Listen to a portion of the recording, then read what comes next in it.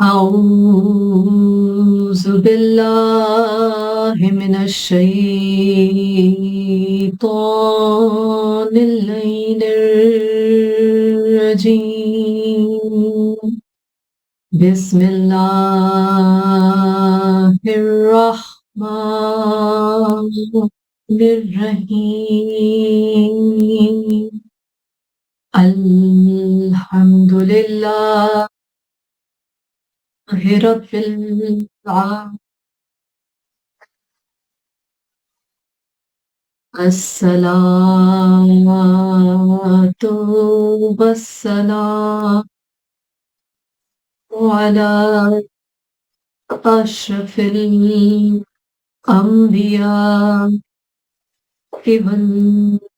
والمرسلين وعلى أهل بيته الطيبين الطاهرين المعصومين أما بعد فقد قال الله تعالى في كتابه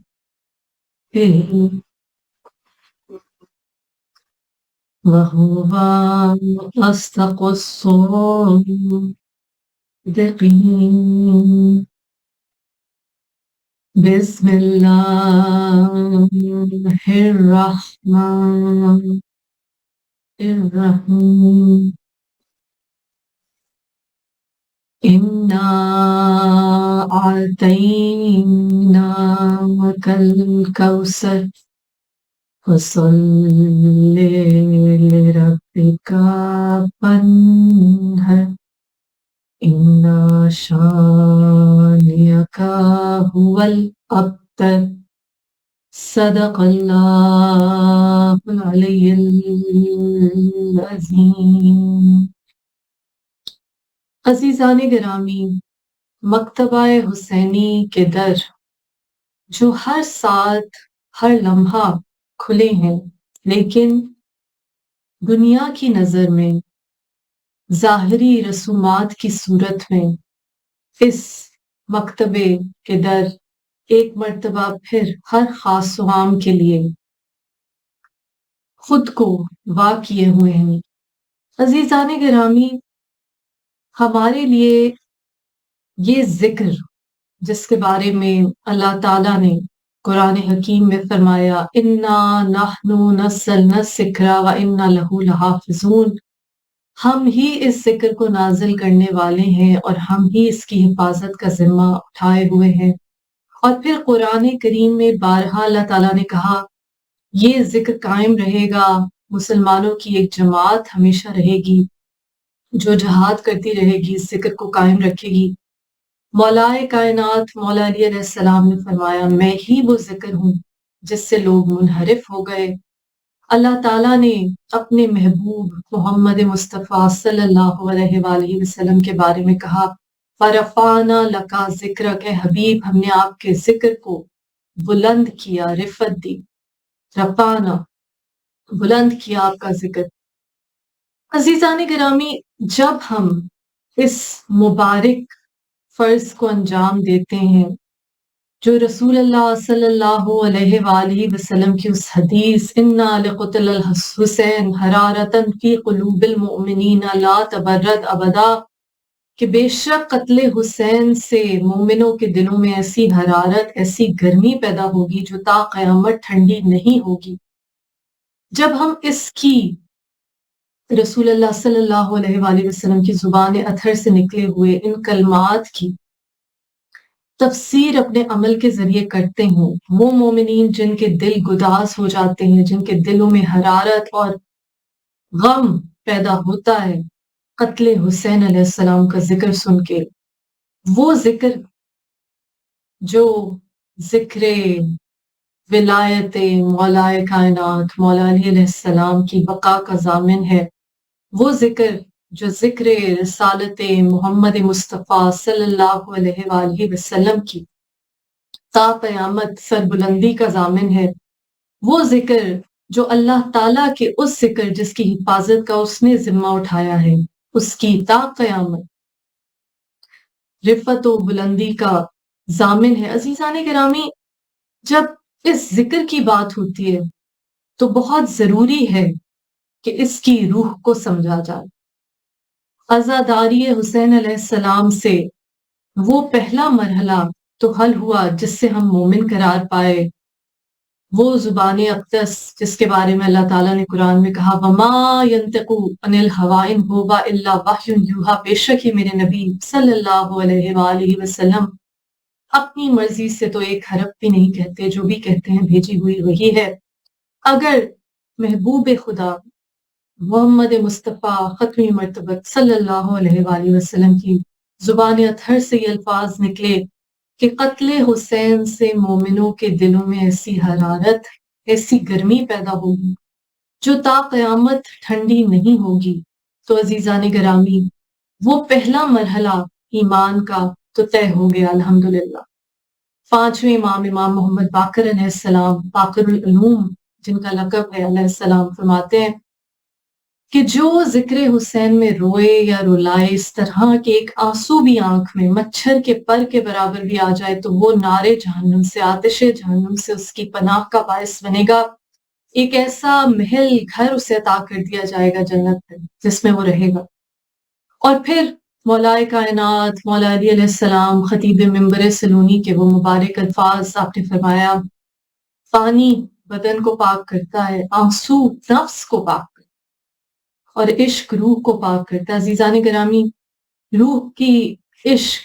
کی منزل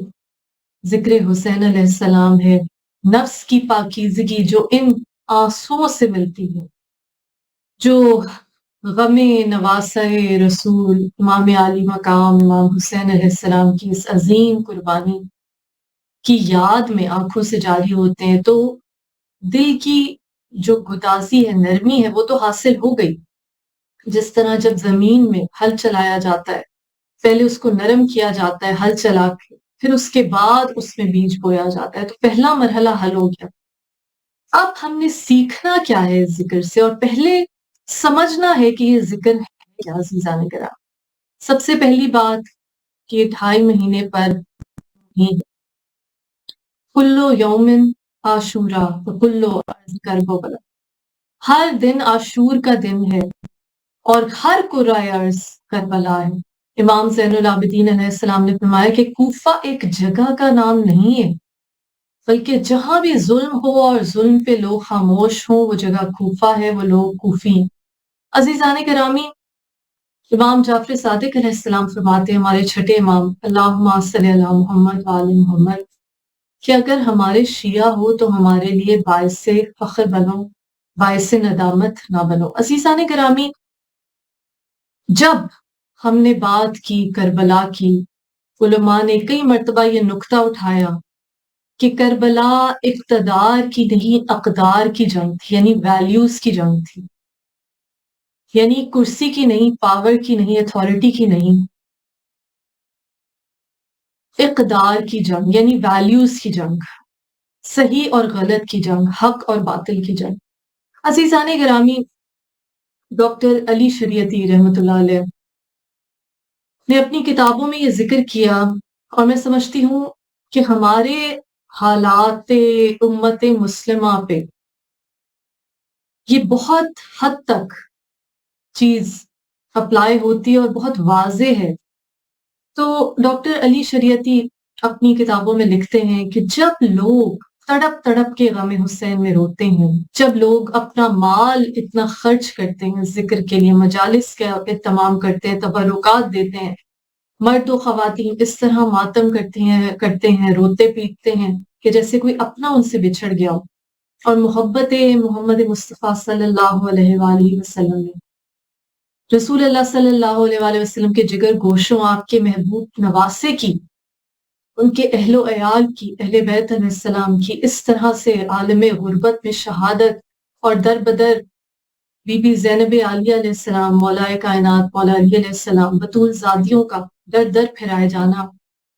جب اس پہ روتے ہیں تڑپتے ہیں تو اس کا مطلب ہے کہ دل سے محبت کرتے ہیں اہل بیت علیہ السلام سے، اور اتنا مال، اتنا وقت، جب اتنی انرجی وقف کرتے ہیں ذکر پہ، تو پھر کیا وجہ ہے کہ جس ریولوشن کے لیے، جس انقلاب کے لیے رسول اللہ صلی اللہ علیہ وآلہ وسلم یہ پیغام لے کر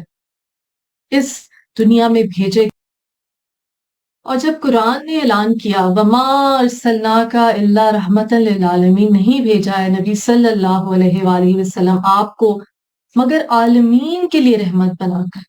عزیزان گرامی پھر کیا وجہ ہے کہ جب سب سے پہلے ہم اپنے سرکل میں دیکھتے ہیں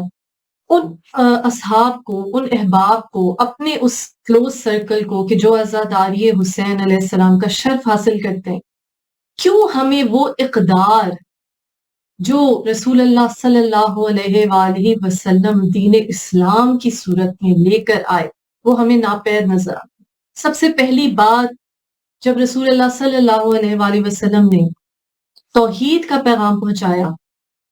سب سے پہلے مکہ سے پوچھا کہ اگر میں تمہیں کہوں اس پہاڑی کے پیچھے سے دشمن کا لشکر آ رہا ہے تو کیا تم میری بات کا یقین کر لو گے؟ یک زبان ہو کر وہ مجمع بولا بے شک ہم نے کبھی آپ کی زبان سے ایک لفظ بھی جھوٹ نہیں سنا، آپ صادق اور امین ہیں، ہم آپ کی زبان سے نکلے ہوئے ہر لفظ پر یقین کرتے ہیں۔ عزیزان گرامی، پہلی قدر جو ہم کربلا کے مکتب سے سیکھتے ہیں وہ ہے سچ۔ کیوں ہم نہیں سمجھتے کہ جھوٹ گناہ کبیرہ؟ امام حسن عسکری علیہ السلام، ہمارے 11ویں امام، فرماتے ہیں اللہم صلی علی محمد وآل محمد کہ تمام گناہوں کو، تمام برائیوں کو ایک کمرے میں بند کر دیا جائے اور اس کمرے کو تالا لگا دیا جائے، اس تالے کی کنجی جھوٹ ہے۔ بچپن میں ہم نے وہ واقعہ سنا کہ ایک شخص رسول اللہ صلی اللہ علیہ وآلہ وسلم کے پاس آیا اور کہا میں ہر طرح کے گناہ میں مبتلا ہوں، میں شراب نوشی کرتا ہوں، بدکاری کرتا ہوں، چوری کرتا ہوں، ظلم کرتا ہوں، لوگوں کا حق غصب کرتا ہوں، الغرض گناہوں کی لمبی فہرست تھی۔ آپ صلی اللہ علیہ وآلہ وسلم نے اسے صرف ایک بات کہی، تم یہ وعدہ کرو کہ جھوٹ نہیں بولو گے۔ اس نے سوچا یہ تو آسان کام ہے، اتنی لمبی گناہوں کی فہرست میں سے مجھے صرف ایک چیز کو ٹھیک کرنے کا کہا گیا ہے، تاکید کی گئی ہے کہ بس جھوٹ نہیں بولنا۔ وعدہ کر کے چلا گیا۔ اب جب واپس کیا، جب چوری کرنے کا وقت آیا، جب کوئی اور بدکاری کرنے کا وقت آیا، گناہ کرنے کا وقت آیا، شراب نوشی کا وقت آیا، تو پہلا خیال یہ آیا کہ اب سچ بولنے کا وعدہ کر آیا ہوں، اور جب دوبارہ خدمت اقدس میں پیش ہوں گا اور بتانا پڑے گا، اعتراف کرنا پڑے گا، کیوں کر اپنے گناہوں کو چھپا پاؤں گا جب جھوٹ ہی نہیں بول سکوں گا۔ اور اس طرح کرتے کرتے کرتے صرف ایک سچ بولنے کی عادت کی وجہ سے وہ تمام گناہوں سے پاک ہو گیا۔ عزیزان گرامی، مولا کائنات مولا علیہ السلام کا وہ قول ہے کہ سچ بولو چاہے وہ تمہیں ہلاک ہی کیوں نہ کر دے، جھوٹ سے بچو چاہے وہ تمہیں آرام ہی کیوں نہ پہنچائے، چاہے وہ تمہارے لیے آسانی ہی کیوں نہ پیدا کر رہا ہو، پھر بھی سچ کا ساتھ دو چاہے تمہیں ہلاکت ہی کیوں نہ مولنے کی پڑے۔ اور یہ فرمایا کہ جس زبان سے کبھی جھوٹ نہ نکلا ہو اس کی غلطی سے سہون کی ہوئی بات بھی سچ ہو جاتی ہے۔ لوگ دعاؤں کی قبولیت کی بات کرتے ہیں، تو پہلی بات تو سچ کا ساتھ دینا،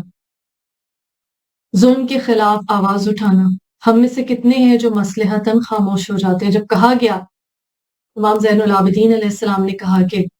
صرف کوفہ ایک جگہ کا نام نہیں بلکہ جہاں بھی ظلم ہو اور ظلم پہ لوگ خاموش ہوں وہ جگہ کوفہ ہے،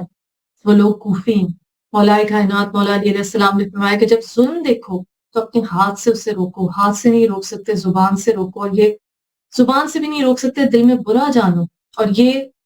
کمزور ترین درجہ ایمان کا حدیث موجود ہے۔ عزیزان گرامی،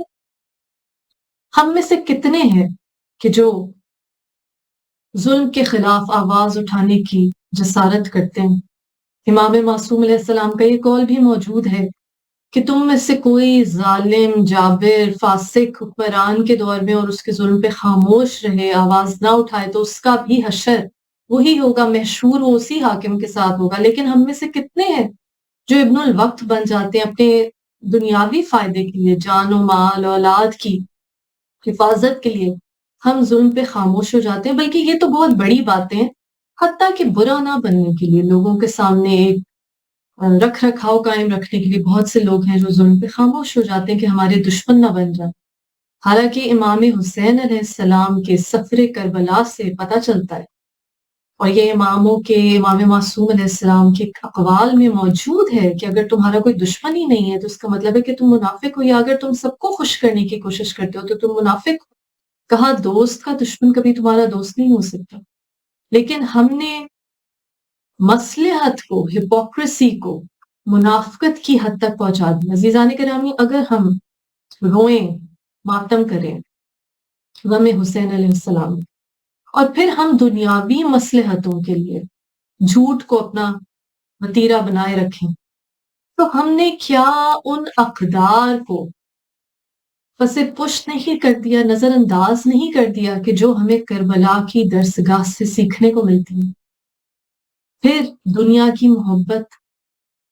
اپنی جان کی محبت، اپنی انا کی محبت۔ وہاں بھی یزیدی لشکر میں ایسے موجود تھے جو پیدل حج کرنے والے تھے، جو روزے رکھنے والے تھے، نعوذ باللہ یہاں تک کہہ رہے تھے کہ جلدی جلدی نماز میں تعجیل کرو، تاخیر نہ ہو جائے نماز میں، قتل حسین علیہ السلام جلدی جلدی کرو تاکہ نماز ادا کر سکے۔ حافظ قرآن بھی موجود تھے۔ تو ہم نے دین کو صرف ریچولز تک محدود کر دیا عزیزان گرامی، اور جہاں بات آئی دنیا کی محبت، اقتدار کی محبت، اپنی انا کی محبت، اس کو ترجیح دی اللہ تعالیٰ کی محبت، جبکہ کہا گیا تم اس وقت تک مومن نہیں ہو سکتے جب تک اپنی جان، مال، اولاد، ماں باپ، دنیا کی ہر پوزیشن سے بڑھ کر رسول اللہ صلی اللہ علیہ وآلہ وسلم کی مودت، اللہ کی خوشنودی کو ترجیح نہ دو۔ دوستی اللہ کے لیے، دشمنی اللہ کے لیے۔ لیکن ہم نے تو دنیا پرستی کا رستہ اپنایا ہوا ہے، اور پھر ہم عزاداری کا فرض ادا کر کے یہ سمجھتے ہیں کہ ہمارے تمام گناہ بخش دیے جائیں گے۔ بے شک بہت ثواب ہے عزیزان گرامی، لیکن کیا یہ عزاداری منافقت کے ساتھ کرنا، نعوذ باللہ، امام حسین علی مقام علیہ السلام کے عظیم مقصد کے ساتھ غداری نہیں؟ جب ہم دل میں دنیا کی محبت رکھتے ہوں، جب ہمارا مدعا، ہمارا منہور مقصد دولت ہے، اقتدار ہے، اپنی ظاہری عزت ہے، تو پھر عزیزان گرامی جس طرح مولا کائنات مولا علی علیہ السلام نے فرمایا، فرشتوں میں عقل ہے، جانوروں میں خواہش ہے، انسان میں عقل اور خواہش دونوں موجود ہے، لیکن اگر اس کی عقل اس کی خواہش پر حاوی رہے تو وہ فرشتوں سے بھی افضل ہو سکتا ہے، اور جہاں اس کی خواہش اس کی عقل پر حاوی ہو جائے وہاں وہ جانوروں سے بدتر ہوتا ہے۔ اور اس قول کی تفسیر ہمیں میدان کربلا میں نظر آتی ہے۔ ایک طرف وہ یزیدی تھے جو خواہش تھی، چاہے جان بچانے کی خواہش ہو، چاہے اقتدار کی خواہش ہو، چاہے دولت کی خواہش ہو، چاہے یزید سے ملنے والے مال کی، انعام کی خواہش ہو، یا چاہے اپنی جان کی حفاظت کی، اپنے اہل و عیال کی حفاظت کی خواہش ہو، خواہش عقل پہ حاوی آ گئی، اس عقل سلیم پہ جو اللہ تعالیٰ کی تابع ہونی چاہیے۔ اور دوسری طرف ذوالجناح ہے ہمارے سامنے، ان انسانوں سے افضل رہا جس نے اپنے مالک، آقا امام حسین علیہ السلام کی حفاظت کے لیے آپ کے گرد پھرتا رہا، اپنی جسم پہ اس نے تیر کھا لی، وہ ان انسانوں سے بہتر ہو گیا۔ اور پھر وہ اصحاب حسین علیہ السلام جو اپنے مال و دولت، اپنے بیوی بچوں، اپنے اہل و عیال، حتیٰ کہ اپنی جان تک کو اس کی قربانی، اس کا نذرانہ پیش کر دیا امام حسین علیہ السلام کا، اقدار کربلا، اقدار عاشورہ کا ساتھ دیتے ہوئے، حق کا ساتھ دیتے ہوئے وہ فرشتوں سے افضل ہو گئے۔ ان کی وہ قدر و منزلت ہے کہ جب ہم زیارت عاشورہ پڑھتے ہیں تو قیامت تک ان ارواح پہ سلام بھیجا جاتا ہے جنہوں نے فنا قبول کی اور ہمیشہ کے لیے بقا پا گئے۔ عزیزان گرامی، ایک طریقہ دیکھیے، جس طرح سے میں نے ڈاکٹر علی شریعتی کی بات کی کہ انہوں نے اپنی کتابوں میں لکھا کہ جب اتنا جذبہ ہے، جب اتنی کوشش ہے، جب اتنی انویسٹمنٹ ہے، ٹائم، انرجی، منی، ہر چیز جو حبدار اہل بیت علیہ السلام ہے، امام حسین علیہ السلام کے جانثار ہیں، خرچ کرتے ہیں، وقف کرتے ہیں سزاداری پہ، تو پھر تو یہ مذہب، یہ دین، یہ میسج، یہ پیغام نہ صرف پہلے ہمارے کرداروں سے ظاہر ہونا چاہیے، جیسے کسی نے امام مولائے کائنات مولا علی علیہ السلام سے کہا کہ میں تبلیغ کرنا چاہتا ہوں، تو آپ نے کہا کہ کوشش کرو پھر کہ تمہیں الفاظ کی ضرورت نہ پڑے. پہلے تو ہمارے کردار میں یہ چیزیں ظاہر ہونی چاہیے، سچ بولنا اور کفر کی وہ بنیادیں جو امام جعفر صادق علیہ السلام نے فرمایا 3 بنیادیں ہیں، تکبر، حسد، لالچ. ہمارے کردار میں ان کا کہیں ذرا برابر ان کی موجودگی نہیں ہونی چاہیے، انہیں پایا نہیں جانا چاہیے. پہلے تو ہمارے اندر ایمان موجود ہونا چاہیے، ہمارے کرداروں سے ظاہر ہو، اور پھر اگر ہم واقعی سنسیئر ہیں تو پھر یہ جو اقدار عاشورہ، اقدار کربلا، یہ پہلے ہمارے حلقے میں نظر آنی چاہیے، جو عزاداروں کا حلقہ، پھر ہمارے کردار سے متاثر ہو کہ وہ جو شیعہ نہیں ہو، وہ جنہیں کربلا کا مقصد، کربلا کی بیک گراؤنڈ، کربلا کی ہسٹری، کربلا کے بارے میں کچھ معلوم نہیں، پھر ہمارے کردار سے انسپائر ہو کر انہیں بھی جستجو ہونی چاہیے، تجسس ہونا چاہیے، آخر کیا ہوا تھا کربلا میں. کوئی تو ہے جو کربلا کا ماننے والا، امام حسین علیہ السلام پہ رونے والا، کچھ تو بات ہے، اس کو کچھ تو ایسا پیغام ملا ہے کہ اس کا کردار، اس کی ذات، اس کی ویلیوز اتنی سپیریئر ہیں کہ یہ دوسرے انسانوں کے لیے اتنا فائدہ مند ہے. بی بی فاطمہ زہرا سلام اللہ علیہ نے جب خطبہ فدق میں نماز کے بارے میں بتایا تو کہا نماز تمہارے دل سے تکبر کی کثافت کو دور کرتی.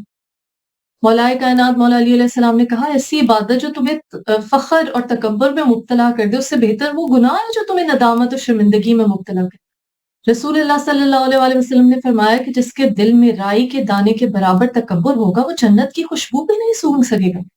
پھر بھی ہماری عبادتیں تو ہمیں تکبر کی طرف مائل کرتی ہیں، ہم دوسروں کو حقیر سمجھتے ہیں، جو دوسرے ہیں ہم سمجھتے ہیں تو گناہ گار ہیں. یہ ہولیر دین داؤ کا جو زوم ہمارے اندر آ جاتے ہیں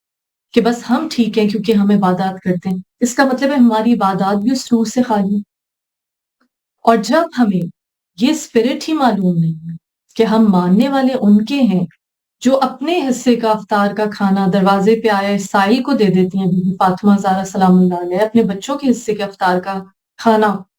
اور قرآن گواہی دیتا ہے یطعمون الطعام علی حبہ مسکینم و یتیمم و اسیرا، یہ وہ ہیں جو اللہ کی محبت میں اپنے بچوں کے حصے کا، اپنے حصے کا کھانا یتیم مسکین اسیر کو کھلاتے. اور ہم اس دنیا کی محبت میں، مال کی محبت میں لگے ہوئے ہیں. بی بی فاطمہ زہرا سلام اللہ علیہ نے جب مولائے کائنات مولا علی علیہ السلام کا تعارف کروایا تو ان الفاظ میں کہ ابو الحسن علیہ السلام کو دنیا سے اتنی محبت ہے بس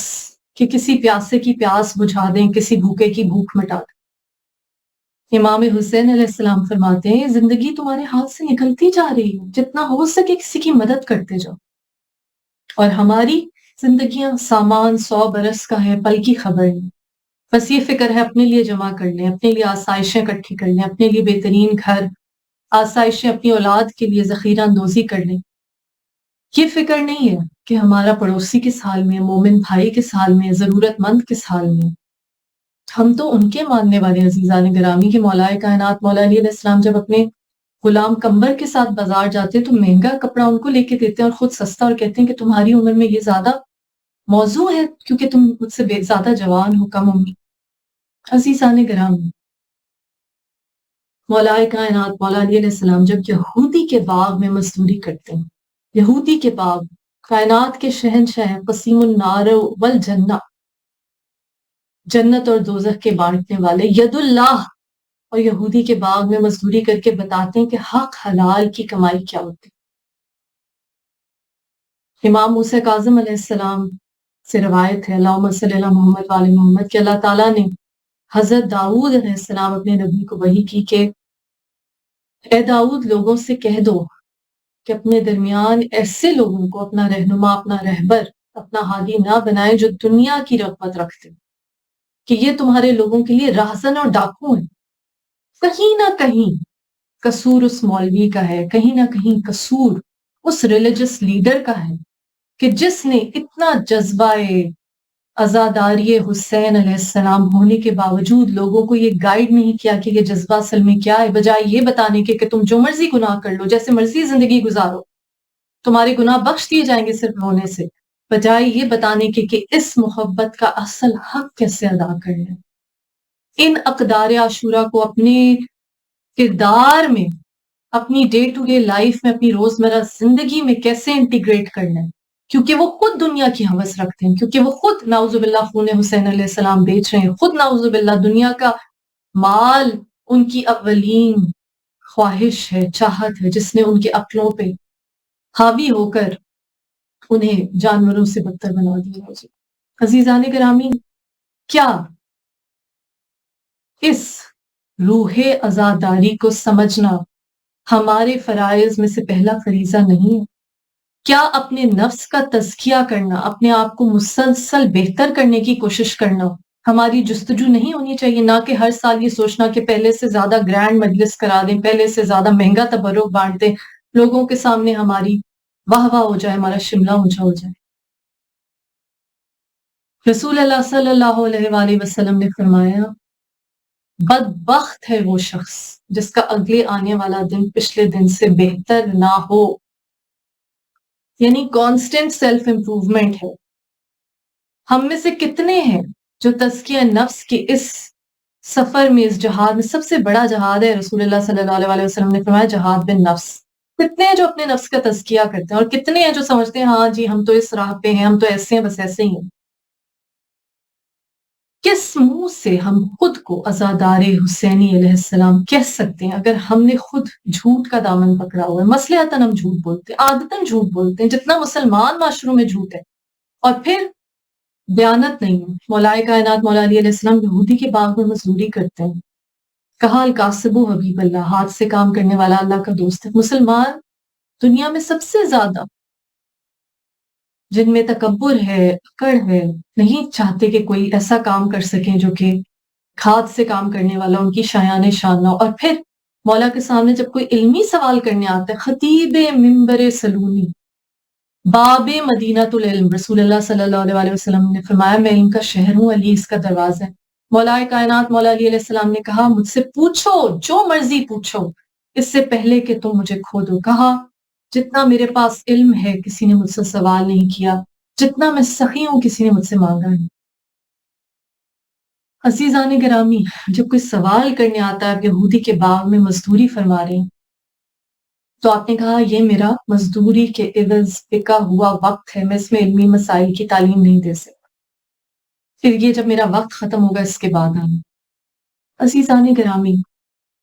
ہم سے زیادہ اہل مغرب اپنے کام کے ساتھ دیانت کرتے ہیں۔ اگر آپ ایوریجز کی بات کریں، اگر ہم اس وقت یہ بات کریں کہ زیادہ پاپولیشن کیا ان کی سچ بولتی ہے، زیادہ پاپولیشن کیا ان کی دیانت داری سے کام کرتی ہے، اپنے ہاتھ سے اپنے گھر کا کام، صفائی سے لے کے باغبانی سے لے کر چیزوں کی مرمت، ہمارے نبی صلی اللہ علیہ وسلم اپنا جوتا خود مرمت کرتے۔ ایک مرتبہ مولائے کائنات مولا علی علیہ السلام اپنا جوتا خود مرمت کرتے ہیں، کسی نے آ کے کہا آپ یہ کیوں تکلیف کریں اپنی نالین خود مرمت؟ آپ نے کہا یہ دنیا کی حکومتوں سے زیادہ ہے میرے لیے قیمتی، اس کی وقت زیادہ ہے۔ جب بی بی فضا علیہ السلام آئیں حبش کی بادشاہت چھوڑ کے، اپنی نالین مبارک اپنے تخت پہ چھوڑ کے بی بی فاطمہ زہرا سلام اللہ علیہ کی خدمت کے لیے، اور گھر میں دیکھی غربت، تو مٹی لے کے علم کیمیا جانتی تھیں، الکمی جس کو کہتے ہیں، اس مٹی کو سونے میں تبدیل کر دیا، اور مولائے کائنات مولا علی علیہ السلام کے پاس لے کر آئیں ہدیے کے طور۔ تو مولا نے مسکرا کے کہا کہ فضا یہ علم تو اس گھر میں یہ بچے بھی جانتے ہیں، امام حسن امام حسین علیہ السلام جو سب بچے تھے ان کی طرف اشارہ ہے، لیکن کہا ہم اس دنیا کی محبت کے لیے نہیں بنائے۔ عزیزان گرامی،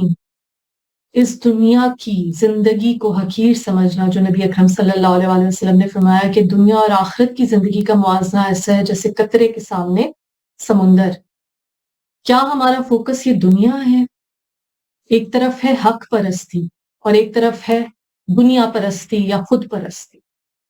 مولا کائنات مولا علی علیہ السلام نے فرمایا اس جسم کی نشو و نما، اس کے آرام، اس کی آسائش کی پرواہ نہ کرو، کس نے تو مٹی میں مل جانا ہے، کتنی بھی لمبی زندگی ہوگی اس نے مٹی میں مل جانا ہے۔ کہا روح کی پرورش کرو، روح کی آسائش کا خیال رکھو، کس نے ہمیشہ رہنا۔ روح کیا ہے؟ اللہ تعالیٰ نے اپنی روح پھونکی، اور روح عشق سے پاک ہوتی ہے۔ عزیزان کرام،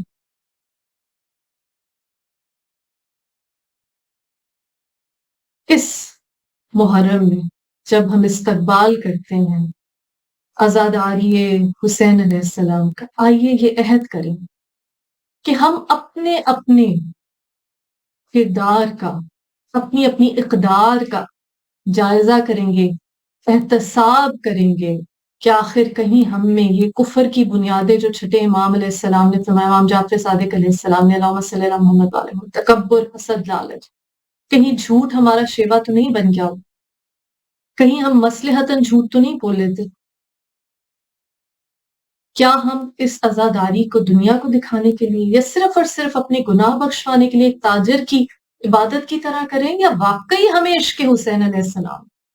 اگر تو واقعی عشق حسین علیہ السلام ہے تو پھر دنیا کی محبت تو بہت پیچھے رہ جانی چاہیے۔ بی بی زینب عالیہ علیہ السلام نے ایک مرتبہ مولا کائنات مولا علی علیہ السلام سے پوچھا، شریکت الحسین ہے یہ بی بی، گواہ شہادت امام حسین علیہ السلام، زینب نام کے لغوی معنی باپ کی زینت، پہلی مجلس حسین کی بانی، پہلی ذاکرہ اہل بیت علیہ السلام، کوفہ و شام کے بازاروں اور درباروں میں رسیوں سے بندھے ہوئے ہاتھوں برہنہ سر کے ساتھ لہجہ علی ابن ابی طالب علیہ السلام میں خطاب کرنے والی بی بی،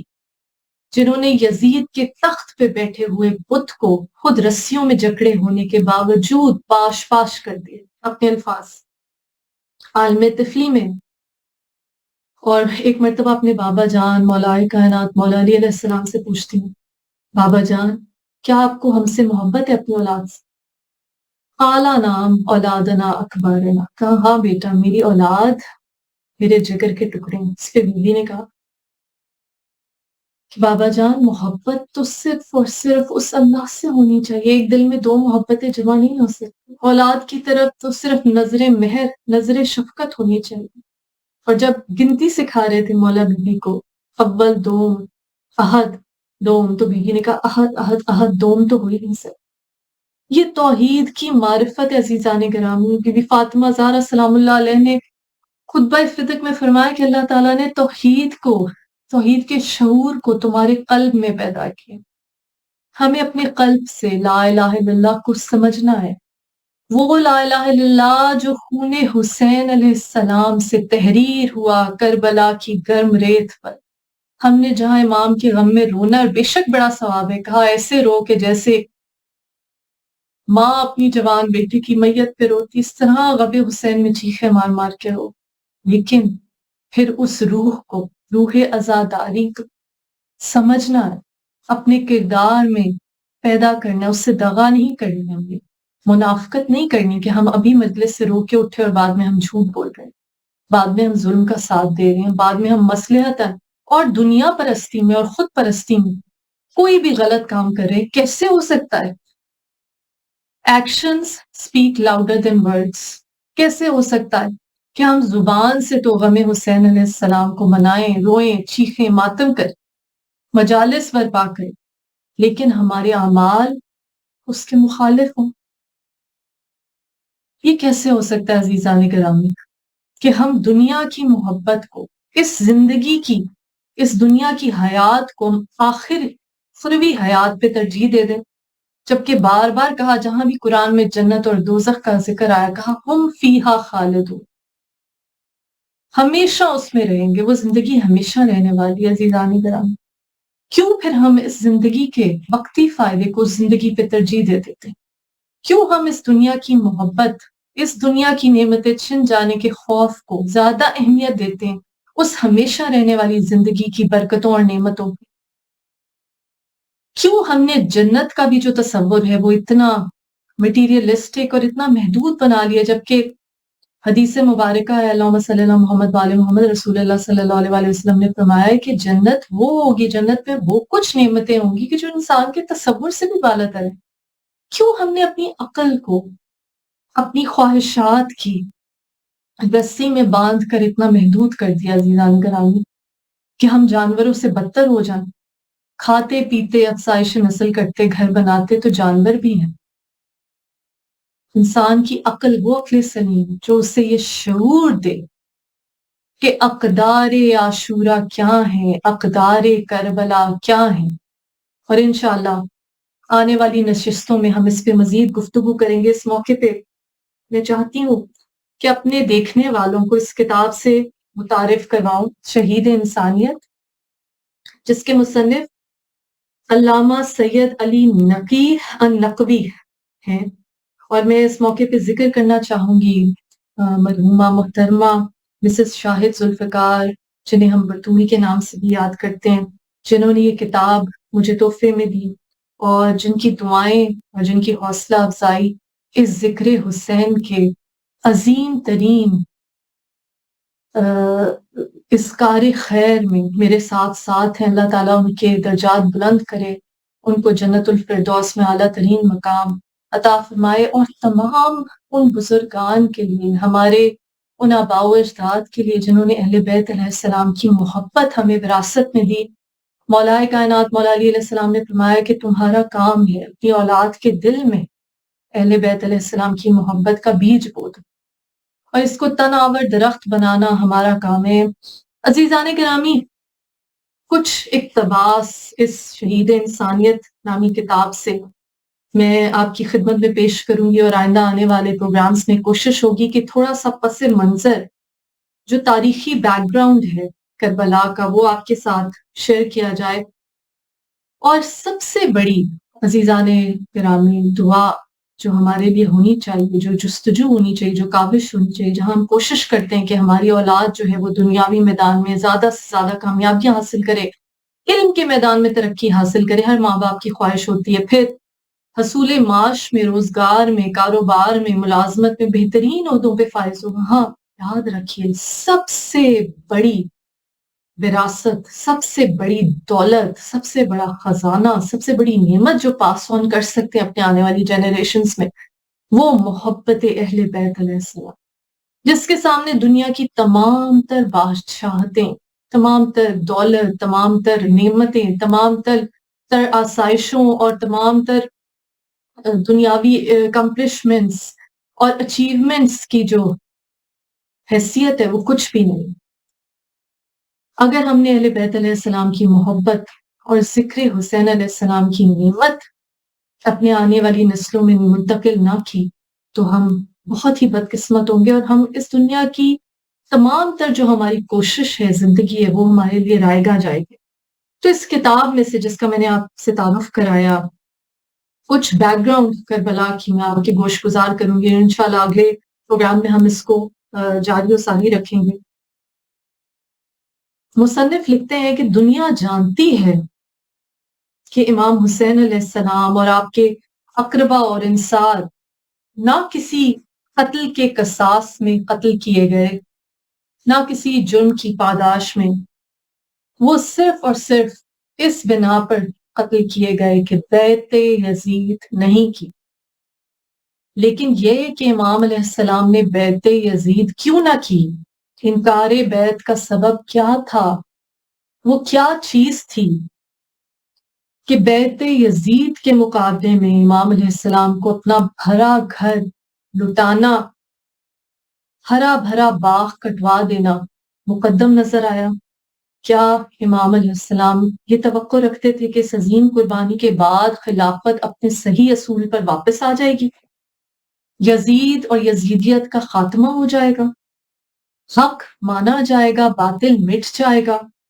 ظلم و جور کی حکمرانی نیست و نابود ہو جائے گی،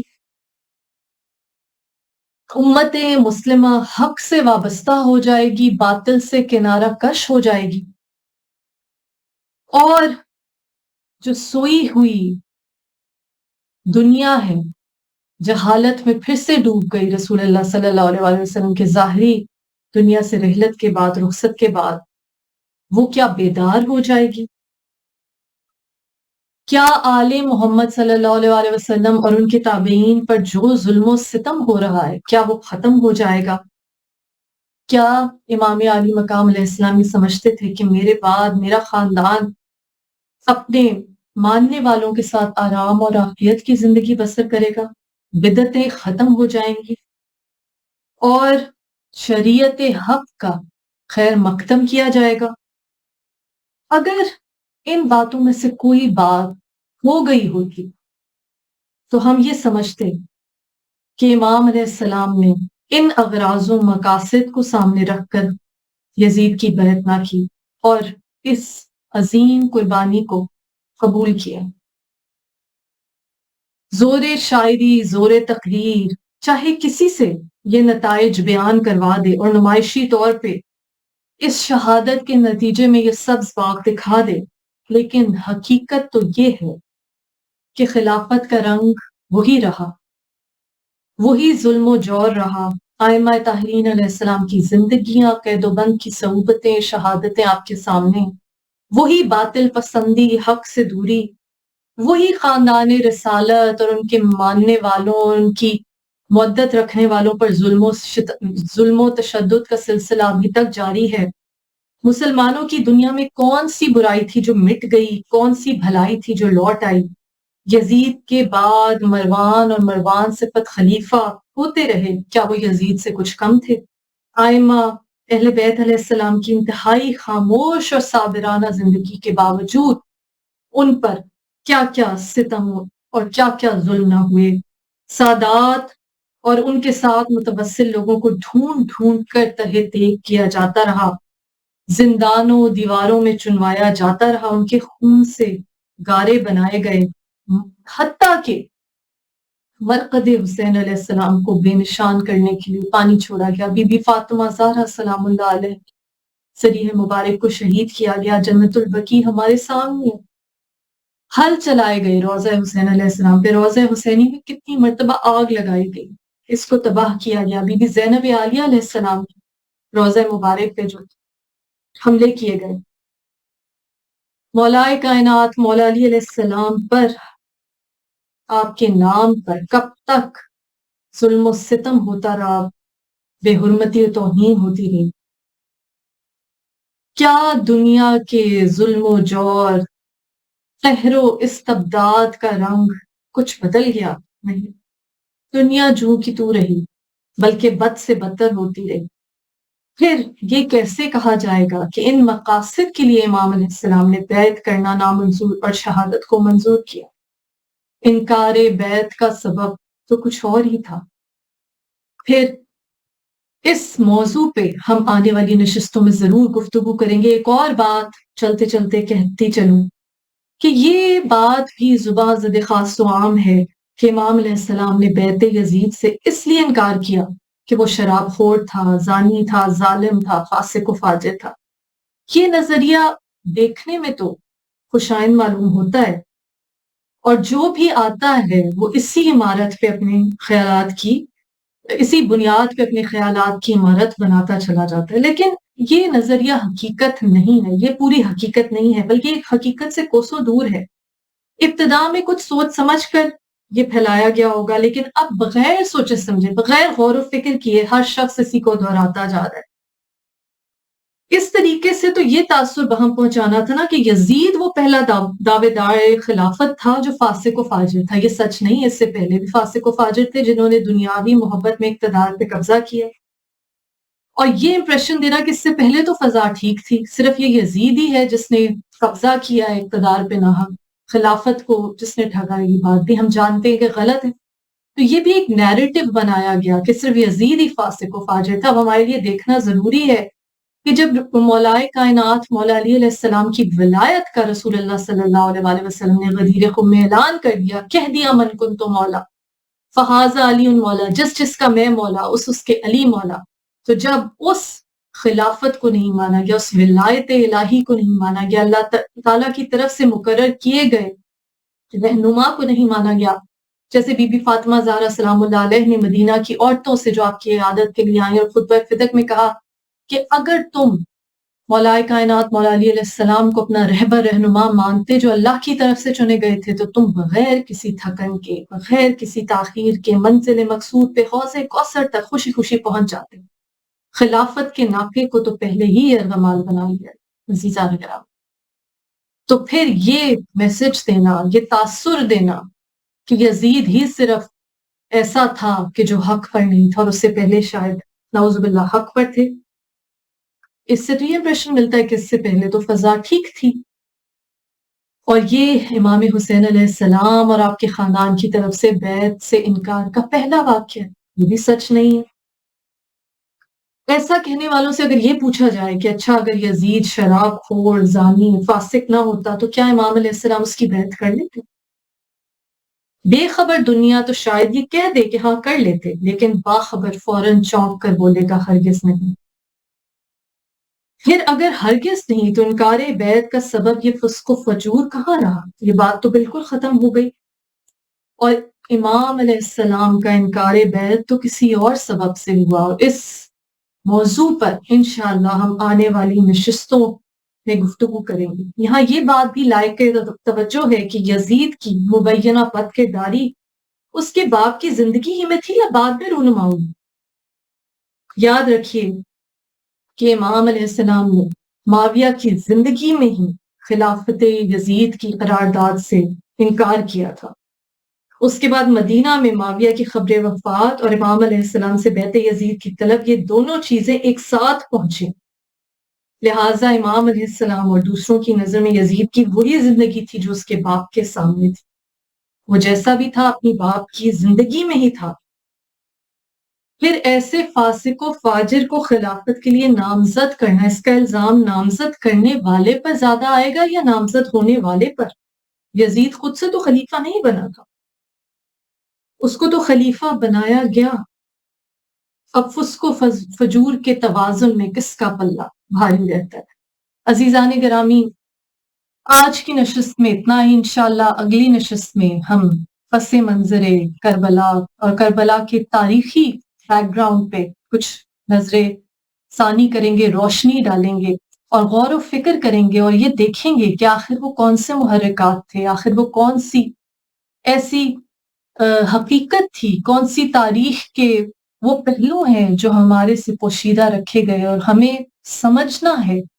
اقدار کربلا کو، اقدار عاشورہ کو، تاکہ ہم صحیح معنوں میں اس مکتبہ حسینی سے فیضیاب ہو سکیں۔ عزیزان گرامی، بہت بہت شکریہ آج کی تقریر میں، اس نشست میں میرا ساتھ دینے کے لیے۔ دعا گو ہوں پروردگار عالم جو علیم بذات الصدور ہے، تمام ناظرین کی دلی خواہشات اپنی بارگاہ میں قبول و منظور فرمائے۔ یا اللہ، جو جو بیمار ہیں، بیمار کربلا کے صدقے میں انہیں شفائے کلی عطا فرما، جو طالب علم کی جستجو کرے انہیں دینی اور دنیاوی علم میں بے پناہ ترقی عطا فرما۔ یا اللہ رب زدنی علما، ہم سب کے علم میں اضافہ فرما۔ یا اللہ، جو گھر کے خواہاں ہیں انہیں وہ گھر دے، اپنا گھر جو مجلس شبیر کے لیے ہو۔ جو اولاد کے خواہاں ہیں انہیں صحت مند بے عیب ایسی اولاد عطا فرما شہزادہ علی اصغر علیہ السلام کے صدقے میں، جو اہل بیت علیہ السلام کی محبت اپنے دل میں لیے ہوئے ہو، اور اس مقصد خیر کو قیامت تک نسلوں میں جاری و ساری رکھ۔ یا اللہ، جو قید ہیں،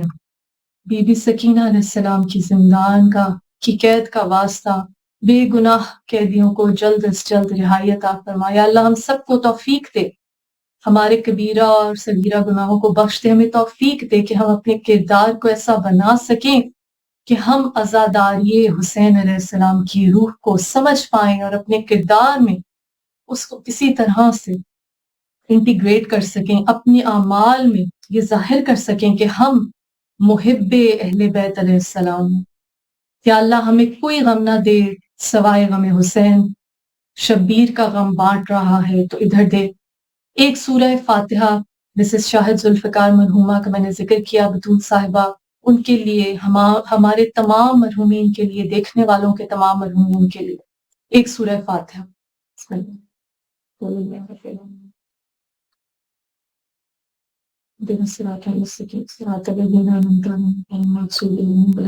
اللہم صلی علی محمد وعلی محمد،